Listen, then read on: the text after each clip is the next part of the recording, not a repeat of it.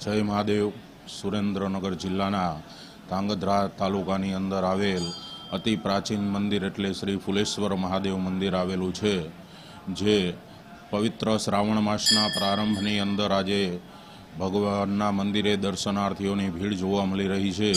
ત્યારે અહીંયા શ્રી ફુલેશ્વર મહાદેવ મંદિરની અંદર ભગવાનના અલગ અલગ શૃંગાર, જેમ કે સોમવારના દિવસે ભગવાનના અલગ અલગ શૃંગાર કરવામાં આવે છે, તેમજ સાયમ આરતી બાદ સમૂહ પાઠ તથા શિવ સ્તુતિ કરવામાં આવે છે, તથા અમાસના દિવસે દાદાનો ભંડારો કરવામાં આવે છે. તેમાં પણ હજારોની સંખ્યામાં ભંડારાનો પ્રસાદ લેવા માટે લોકો પધારે છે. જય મહાદેવ. ઓમ નમઃ શિવાય. આ ફુલેશ્વર મંદિર છે તે રાજા સાહેબ મંદિરનું બહુ પૌરાણિક મંદિર છે.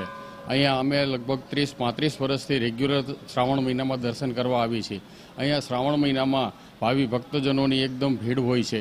દર સોમવારે અલગ અલગ પ્રકારના શિવલિંગના દર્શન કરવામાં આવે છે, જેમ કે બરફના શિવલિંગ હોય છે, ફૂલના શિવલિંગ હોય છે, બેલીપત્રના શિવલિંગ હોય છે. દર શ્રાવણ મહિનાની અમાસને દિવસે અહીંયા એક ભંડારો આવે છે, જેમાં દરેક વ્યક્તિઓને પ્રસાદ કહેવામાં આવે છે. અને આ એક બહુ પૌરાણિક મંદિર છે. અહીંયા દર રોજ સાંજે શિવમય મનના પાઠ પણ કરવામાં આવે છે. અહીંયા બહુ ભક્તજનોની ભીડ હોય છે અને બહુ પૌરાણિક ફુલેશ્વર મંદિર છે. શહેરની મધ્યમાં આવેલું છે, તેથી ધ્રાંગધ્રાના શહેરીજનો આનો ઘણો લાભ લે છે અને આવી જ રીતે લાભ લેતા રહીએ એવી આશા.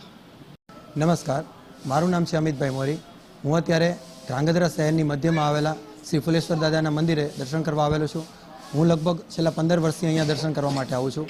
આ મંદિર ખૂબ જ અતિ પ્રાચીન, લગભગ 140 વર્ષ જૂનું મંદિર છે. અહીંયા દર વર્ષે શ્રાવણ મહિનામાં ખૂબ જ મોટી સંખ્યામાં ભાવિક ભક્તજનોની ભીડ જોવા મળે છે. દર સોમવારે વિવિધ શૃંગાર દર્શન માટે શિવલિંગના શૃંગાર દર્શન થતા હોય છે, જેમાં મહાકાલેશ્વર, અર્ધનારેશ્વર, બરફના શિવલિંગના શૃંગાર કરવામાં આવે છે, જેના દર્શન માટે ભાવિક ભક્તજનોની ભીડ મોટા પ્રમાણમાં જોવા મળે છે. અને શ્રાવણ